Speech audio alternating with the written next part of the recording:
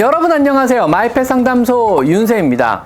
야생 고양이 중에 살찐 아이를 본 적 있으신가요? 아니, 고양이뿐만 아니고요, 야생동물 중에는 살찐 동물이 없습니다. 이는 먹이를 먹기 위해서는요, 혹독한 사냥이라는 과정을 거쳐야 하기 때문이고요. 만약에 살이 쪄서 비만해지게 되면은요, 사냥이 힘들어져서 더 이상 먹이를 먹지 못하고 죽게 되기 때문입니다. 하지만 동물원만 가도요, 어처구니없게도 살찐 호랑이를 볼 수 있고요.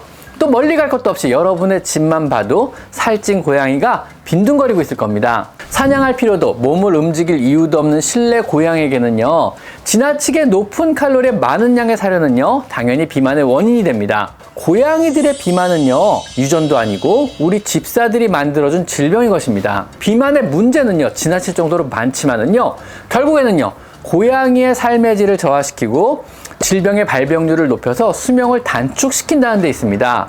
즉, 너무 많은 사료와 간식으로 인해서 우리가 사랑하는 내 고양이를 서서히 죽이고 있는 것입니다.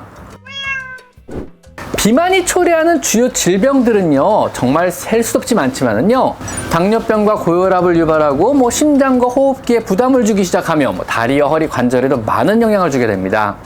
피부병을 유발하기도 하고요, 지방세포 자체가 아디포카인이라는 염증 인자를 지속적으로 과다하게 방출하여 정상세포에 손상을 주는 여러 염증 반응을 유발하게 되고요, 고양이의 면역기전을 손상시켜 다양한 질병을 유발하게 됩니다. 면역성을 높이려면 무엇을 먹여야 돼요? 라고 질문을 가끔 받는데요, 저는 무언가를 안 먹여서 살을 빼줘서 면역성을 높이시면 됩니다 라는 말씀을 많이 드립니다. 따라서 비만한 동물은요, 관절염, 당뇨병, 비뇨기 질환, 디스크, 만성 신부전, 갑상선 기능 저하증, 심혈관계 이상, 각종 피부질환, 천식, 간 변증이나 담낭의 기능 이상, 암 등과 같이 모든 질병에 걸리기 쉽게 만들어 버립니다. 가히 비만은요, 만병의 근원이라 할 수 있으며 여러분의 고양이의 수명을 최소 수년은 단축시킨다는 것을 꼭 명심해 주셨으면 좋겠습니다. 자, 그럼 비만하지 않게 관리를 해야만 한다는 것은 알겠는데, 이미 비만한 아이들은요, 어떻게 살을 빼줘야 할까요?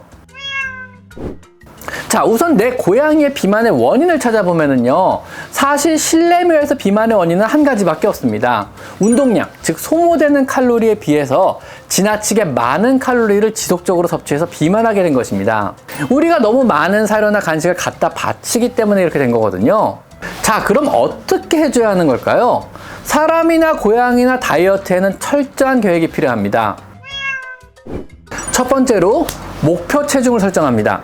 한 번에 너무 무리하지 않고 얼마만큼 뺄 것인가를 고려해서 정하셔야 합니다. 이 목표 체중을 정할 때는요, 매 주당 1에서 2%의 체중을 감량하는 것을 목표로 계산을 해 놓으셔야 합니다. 어떤 경우에도요, 주당 체중이 2% 이상 빠져서는 절대로 안 됩니다. 고양이는요, 극단적인 다이어트로 인해서 체중이 주당 2% 이상 빠지게 되면요, 간에 손상을 주게 되어서 건강에 심각하게 영향을 줄 수 있습니다. 반드시 주당 1에서 2%를 넘지 않는 선에서 다이어트를 목표로 잡으셔야만 합니다. 두 번째 원칙은요, 매일, 아니 적어도 일주일에 한 번은 체중을 재어봐야 합니다. 다이어트에서 가장 중요한 요소는요, 정기적으로 자주 체중을 재는 일입니다. 즉, 다이어트가 필요하다고 생각하는 순간 내 고양이의 체중을 잴 수 있는 체중계는 필수로 구입을 하셔야만 합니다. 보통 의료기점에서 신생아용 체중계를 구입하시면 됩니다. 세 번째는요, 주는 사료의 양과 칼로리를 반드시 기재하고 그에 따른 체중 역시 기록으로 남기셔야만 합니다.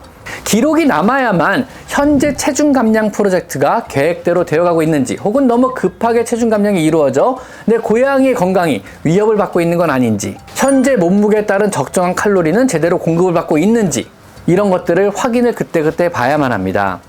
다음 네 번째는요, 다이어트의 기간은 3개월, 최대 5개월을 넘기지 않아야만 합니다. 다이어트는요, 우리 사랑하는 고양이를 위해서 해주는 일임은 분명합니다. 하지만은요, 고양이의 입장에서는요, 갑작스럽게 밥량이 줄고 만난 식사나 간식이 없어져 버리는 일종의 학대가 되어버리게 됩니다.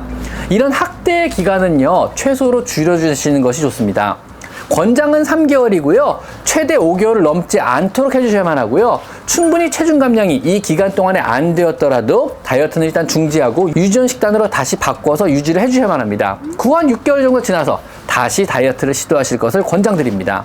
다섯 번째로요, 우선 내 고양이에 맞는 체중 감량용 식사량을 확인을 하셔야만 합니다. 이것은요, 현재의 체중과 앞으로의 목표 체중, 그리고 체형이 어느 정도의 비만인지, 그리고 다이어트에 사용할 사료의 종류에 따라 여러 가지로 달라지게 됩니다. 다니시는 동물병원의 주치의 선생님과 상의하시어 어떤 사료로 얼만큼씩 먹이며 다이어트를 시도하실지를 함께 계획을 철저하게 잘 세워보셔야만 합니다. 주는 사료의 양은요, 철저하게 주방용 저울로 계량하여 정확한 양을 계산해서 주셔야만 합니다.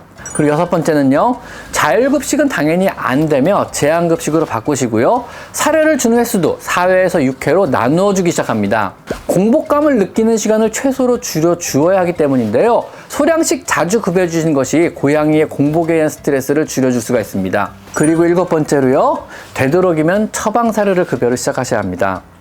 체중 감량용 처방 사료는요, 힐스사의 메타볼릭과 로얄 캐닌사의 세타이어티가 좋습니다. 평소 먹던 사료의 양을 극단적으로 줄여서 급여하여 체중 감량도 가능하긴 한데요, 고양이의 공복감이 너무 크고요, 또 그로 인한 고양이의 저항이 너무 심해져 실패할 가능성이 높습니다. 하루 종일 고양이가 조르고 울어요. 진짜 그러면은 너무 괴로워서요.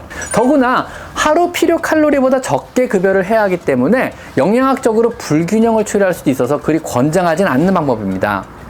세타이어티나 메타볼릭 처방사료의 경우는요, 식이섬유를 많이 함유하고요, 부피 대비 열량은 되게 작게 설계되어 있습니다.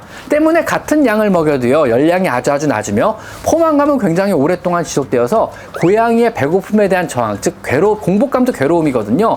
이 괴로움이 낮아지고요, 덜 힘들어지게 됩니다. 더구나 필수 영양소나 아미노산이 상대적으로 더 풍부하게 들어있어서요, 적은 양으로도 영양 불균형에 빠지지 않고요, 또 근육량 또한 빠지지 않도록 디자인되어 있으며 지방 대사를 훨씬 더 촉진하는 L카르니틴 같은 영양소도 많이 함유하고 있습니다. 그리고 여덟 번째 원칙은요, 다이어트에 필요한 적정 사료의 양을 정할 때 해당 사료회사에 전화를 걸어서 확인하시는 것도 좋은 방법입니다. 대부분의 좋은 사료회사는요, 영양학 수의사가 근무를 하고 있습니다. 여러분이 다이어트를 실시하기 전에는요, 해당 사료회사의 학술적인 조언을 구해보는 것도 한 가지 방법입니다.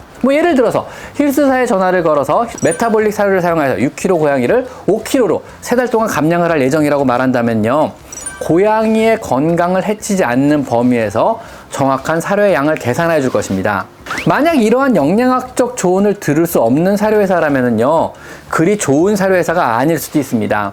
아무리 좋은 차를 만들어도요, AS가 안 좋으면요, 좋은 자동차를 만드는 회사가 아닌 것과 같은 원리입니다.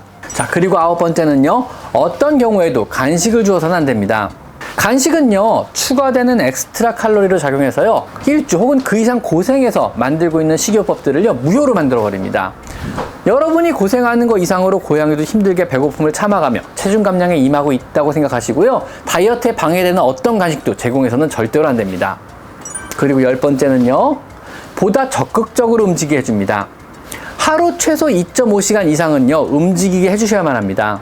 사냥놀이도 자주 시켜주시고, 급여하는 다이어트용 사료 역시 푸드 토이 퍼즐을 통해서 움직여야만 먹을 수 있게 해주시고요, 숨바꼭질과 같은 작은 사료통에 넣어서 숨겨둠으로써 몸을 움직여 사료를 찾아가며 먹게 해주셔야 합니다.